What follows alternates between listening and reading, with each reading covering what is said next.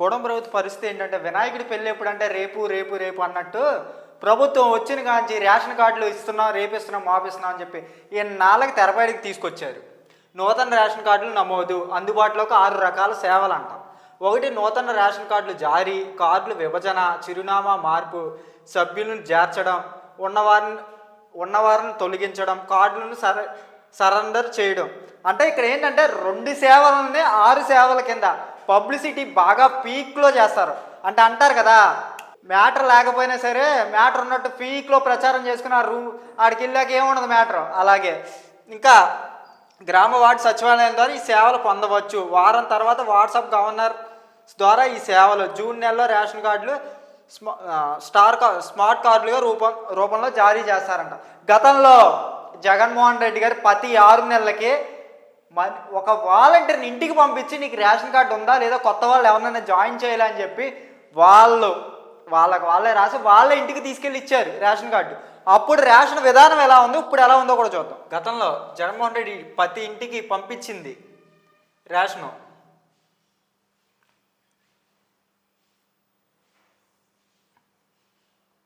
అదే మీరు వచ్చిన 11 నెలల పరిస్థితి.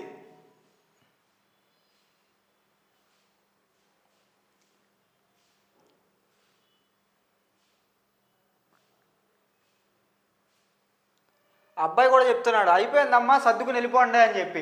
అంటే గతంలో జగన్మోహన్ రెడ్డి రేషన్ విధానం ఇలా ఉండేది. ప్రతి ఒక్కరికి ఇంటికి చేర్చాడు.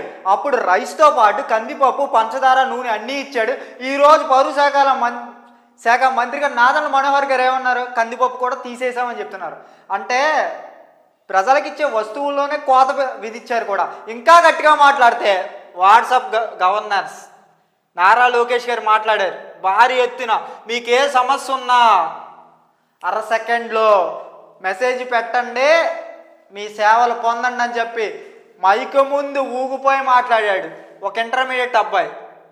ఎగ్జామ్ రాసి వాట్సాప్ సేవకి మెసేజ్ పెట్టాడు, సేవలు ఎంచుకోమన్నాడు, ఎంచుకున్నాడు కూడా. ఏది రిప్లై లేదే. 2/13, 3/4కి కూడా పెట్టాడు. అది అసలు ఎన్నిసార్లు మెసేజ్ పెట్టినా కానీ రిప్లై లేదు. అంటే మీరు పబ్లిసిటీ చేసుకోవడానికి, దానికి డబ్బులు ఖర్చు పెట్టడానికి అయితే భారీ ఎత్తున మీరు పబ్లిసిటీ చేస్తారు. కానీ జగన్మోహన్ రెడ్డి అలా చేయలేదే.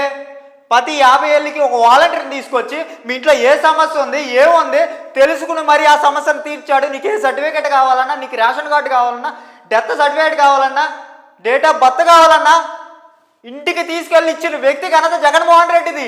కానీ మన వల్ల కాదే. కానీ అదే మీరు ఎలక్షన్ ముందు ఏం చెప్పారు, జగన్మోహన్ రెడ్డి నాశనం చేసేస్తున్నాడు, విధ్వంసం చేసేస్తున్నాడు, అరాచక పాలన చేస్తున్నాడు, ప్రజలందరూ కన్ను ఏడ్చేస్తున్నారు అన్నారు కదా. ఆ రోజు ఏడ్చారా, ఈ రోజు ఏడుస్తున్నారా? ఇంకా మాట్లాడితే ఇప్పుడు మాట్లాడతాను నేను సూటిగా కూటమి నాయకులకి, జనసేన కూలీలకి నేను ప్రశ్నిస్తా, నేను అడుగుతా, దానికి సమాధానం చెప్పే దమ్ము మీకుందా? జగన్మోహన్ రెడ్డి నేను ఈ నెలలో ఇచ్చేస్తానని చెప్పి క్యాలెండర్ రిలీజ్ చేశాడు. మీరు ఏ క్యాలెండర్ రిలీజ్ చేశారో తెలుసా? అది కూడా చూద్దాం. ఇక మీ అఫీషియల్ ఫేస్బుక్లో వచ్చింది అది పోస్ట్, ఆంధ్రప్రదేశ్ గవర్నమెంట్ది. ఏడాదంతా కార్యక్రమాలు రాష్ట్ర పర్యాటక కొత్త శోభ, మెగా ఈవెంట్లు 11 నేషనల్ ఫెయిర్స్, 10 ఇంటర్నేషనల్ ఫెయిర్స్, గిరిజన గ్రామీణ పట్టణ ప్రాంతాలు 500కు పైగా హోమ్ స్టేలు, త్వరలో 150 అరకులో కాఫీ స్టేలు ఏర్పాటు. మంచిదే. ప్రకృతి వ్యవసాయ ఆర్గానిక్ ఫుడ్లు ప్రమోషన్, ఓకే, ఇది మంచిదే. 20% వృద్ధి సాధించడమే లక్ష్యంగా కావాలి. పర్యాటక రంగంపై సమీక్షలో ముఖ్యమంత్రి చంద్రబాబు. ఫెస్టివల్ క్యాలెండర్ రూపకల్పనకు ఆదేశం.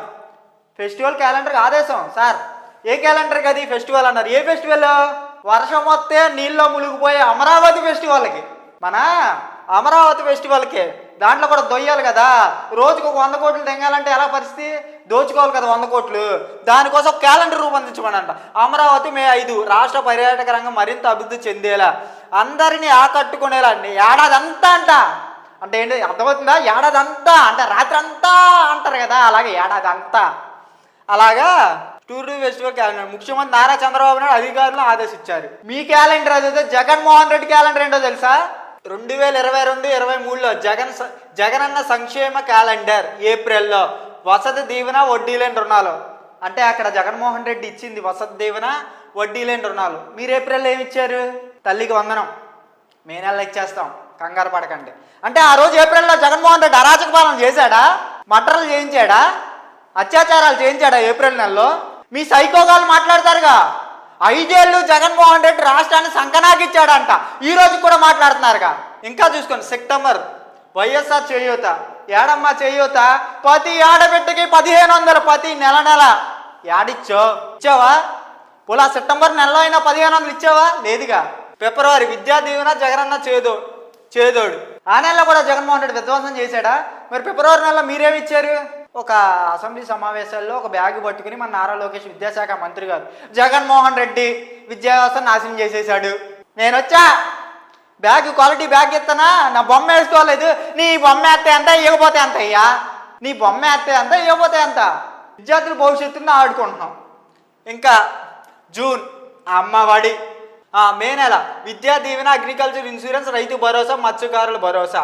నువ్వు చెప్పావు కదా, జగన్మోహన్ నెత్తు నోరు కొట్టుకు చెప్పాడు, అయ్యా అలా చెప్పిన హామీలు అవ్వో, నేను ఇప్పుడు ఇస్తానన్న దాని మీద 1000-2000 పెంచానంటే అబ్బబ్బా ఆంధ్రప్రదేశ్ ప్రజలు మాకు వద్దు జగనన్న, చంద్రబాబు నాయుడు గారు మాకు 20,000 ఇస్తానన్నాడు రైతు భరోసా, ప్రతి పిల్లకి 15,000 ఇస్తానన్నాడు అమ్మఒడి అని చెప్పి మరీ గుద్దారు. ఈ రోజు పెట్టాడుగా చెప్ప 3 విడతల్లోనూ 4 విడతల్లోనూ ఇస్తాడంట. తీసుకోండి అమ్మా, అవి తీసుకుని బంగారాలు పట్టీలు 10 రూపాయల వడ్డీలు తెచ్చారు, అవి కట్టుకోండి, అవి కూడా కష్టమే, పెరుగుతూనే ఉంటాయి వడ్డీలు. అక్టోబర్ వసతి దీవెన, రైతు భరోసా. మార్చి వసతి దీవెన. ఇంకా మాట్లాడతాం మర్చిపోయా, మే నెలలోనే ఇంకా నారా లోకేష్ గారు అసెంబ్లీలో అని బల్ల గుద్దాడు, మే నెలలో తల్లికి వందన ఇస్తున్నాం రాసుకోండి అన్నాడు. రాసుకోండి, ఏడన్నా కనబట్టలేదు. మళ్ళీ చంద్రబాబు నాయుడు గారు వచ్చి 3 విడతల్లో ఎత్తా, 2 విడతల్లో ఎత్తా, ఏమన్నా ముష్టి ఎత్తనావా మాకు, ముష్టి ఎత్తనావా అయ్యా మాకు?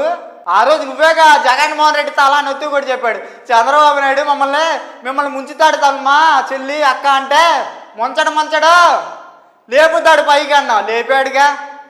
కొట్టుకుపోవడమే, వరదల్లో కొట్టుకుపోవడమే. మార్చి వసతి దీవెన, జూన్ అమ్మఒడి, అమ్మఒడి తల్లికి వందనం మర్చిపోండి మీరు. నవంబర్ విద్యా దీవెన, రైతులకు వడ్డీ లేని రుణాలు. ఇప్పుడు రైతుల పరిస్థితి ఎలా ఉందంటే, చంద్రబాబు నాయుడు గారు వస్తే వర్షాలు వస్తాయి, లేదనుకో భారీగా వర్షాలు వచ్చి కొట్టుకుపోతాయి. ఆయన దైద్రపాదమో లేకపోతే ఏ పాదమో తెలియదు, కానీ రైతులకి ప్రతిసారి కష్టాలే. మొన్న అకాలంగా ఎండాకాలం వర్షాలు అంటే అర్థం కావట్లేదు, అమరావతి కోసం వచ్చినట్టు ఉన్నాయి వర్షాలు. అమరావతి పునఃప్రారంభం పోయింది కదా, దాని గురించి వచ్చి ఉంటాయి వర్షాలు. రావడం ఒక అరగంట కురిసింది, మునిగిపోయింది. పాప రైతులు ధాన్యం తడిసిపోయింది, కొనేవాడు దిక్కు లేదు. మీరేం చెప్పారు ఆ రోజు గతంలో? మైకు పట్టుకు చంద్రబాబు నాయుడు గారు గోదావరి జిల్లాలో, రైతన్నలు జగన్మోహన్ రెడ్డి మిమ్మల్ని మీ వెన్నుపోటు పొడిచాడు, కేంద్రం ఇచ్చే డబ్బులు కూడా జగన్మోహన్ రెడ్డి ఇచ్చాడని చెప్పుకున్నాడు. నేను వస్తే కేంద్రంతో సంబంధం లేదు, నేనే స్వయంగా 20,000 ఇస్తానన్నా. ఏడిచ్చో 20,000? మే నెల కూడా వచ్చేసింది, ఏడిచ్చో? పంట వేసుకోవడం లేదు, గిట్టుబాటు ధర లేదు, మిర్చి ధర లేదు. ఇంకా అచ్చెన్నాయుడు గారు చెప్తాడు, వ్యవసాయ శాఖ మంత్రి గారు, జగన్మోహన్ రెడ్డి కన్నా మేము ఎక్కువ మద్దతు ధర ఇచ్చామంట. వెళ్ళయ్యా ఆ మిర్చి యార్డ్కి, రైతుల దగ్గరికి వెళ్తే పెద్ద పెద్ద చెప్పులు తయారు చేస్తున్నారు, వాళ్ళ చెప్పులు సరిపోవంట, అందుకని పెద్ద పెద్ద చెప్పులు తయారు చేస్తున్నారు దండ వేయడానికి. డిసెంబర్ ఈబీసీ నేస్తాం, లా నేస్తాం. లాయర్లకు కూడా డబ్బులు వేసాడు పాపం అన్నంపూరి గారి నాయకుడు ఈయన, ప్రతి ఒక్కడికి డబ్బులు వేసాడు. ఓబీసీ నేస్తాం. ఈ పథకం ప్రపంచంలోనే, దేశంలో ఏ రాష్ట్రంలో ఈ పథకం ఎవరో పెట్టలే. ఓసీల్లో కూడా పేదవాళ్ళు ఉంటారు అని గుర్తించి పెట్టిన పథకం అది. కానీ మనకి మన ఓసీలకు ఉందా కదా జబ్బు. జగన్మోహన్ రెడ్డి మనకేమిచ్చాడు? సొంత సామాజిక వర్గం, రెడ్డి సామాజిక వర్గం. చంద్రబాబు నాయుడు దగ్గరికి వెళ్ళారుగా, మాకేం చేశాడు జగన్మోహన్ రెడ్డి? బాబు వెళ్ళినోళ్ళకి చెప్తున్నా, ప్రతి బిడ్డకే లేనోళ్ళకి ప్రతి సంవత్సరం 15,000 వేసాడు. మీరు వెళ్ళి మన గొప్పగా చెప్పారుగా, మీరు పాలన సూపర్ చెప్పరని, వాళ్ళకి చెప్తున్నా స్ట్రైట్గా, ఓబీసీ నేస్తంగా ఆ కుటుంబాలకు 15,000 వేయించే దమ్ముందా మీకు? లేదుగా. ఈరోజు మాటలు పడాల్సి వస్తుంది. మాటలు ఎడారి రెడ్లు, రాయలసీమ ఎడారి రెడ్లు అంట. బాబు గారు సొంత సామాజిక వర్గాలు మాట్లాడుతున్నారు. అదే ఎడారి రెడ్లే రాష్ట్రాన్ని సుభిక్షం చేసి ప్రాజెక్టులు తెచ్చి పోర్ట్లు కట్టి, ఆ రోజు గత 5 ఏళ్ళు ఆయన నాటిని చెట్టే ఈరోజు ఆ పళ్ళు కోసుకుని మీరు ఎగురుతున్నారు. ఇప్పటికైనా సిగ్గుసారం తెచ్చుకోండి, ఎవడ మానవాడో ఎవడ పాకోడో తెచ్చుకోండి. ఇంకా జనవరి రైతు భరోసా, వైఎస్ఆర్ ఆసరా, జగనన్న చేదోడు, ఇవన్నీ మీరు మర్చిపోవాల్సిందే. ఇంకా అమరావతి కట్టాలి, అది అమరావతి పూర్తవదు. ఆ మాట ఎందుకంటే చెప్పనా, అమరావతి పిల్లర్లు వేస్తున్నారు, వర్షం వచ్చి తెంగింది. వర్షం వచ్చిందా? ఇప్పుడు ఆ గొయ్యలో నీళ్ళు ఉన్నాయి, ఆ నీళ్ళు పోవు, ఊరతానే ఉంటాయి. ఆ ఊరిరోడు వర్షాకాలం వస్తుంది, మళ్ళీ తుఫాన్లు వస్తాయి. మన విజయవాడ వచ్చింది అప్పుడు అగ్గిపెట్టెల స్కామ్, కొవ్వొత్తుల స్కామ్ అని చెప్పి జోబులో డబ్బులు వేసుకున్నారు కదా. అప్పుడు రాజధాని గుంతల్లో నీళ్ళు తీయడానికి అనుకున్న 1000 కోట్లు జోబులు వేసుకోవాలి.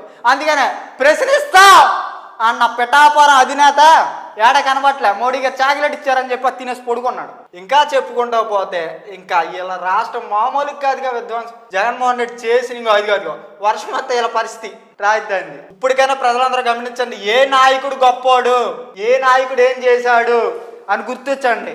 ఇంకో మాట వైఎస్ఆర్సీపీ కార్యకర్తలకు చెప్పాలి నేను, ఇది 2.0 అని చెప్పి జగన్మోహన్ రెడ్డి అంటే మీరు వస్తే నరికేస్తాం చేసేస్తాం అని చెప్పి మాత్రం ప్రచారం చేయకండి అయ్యా.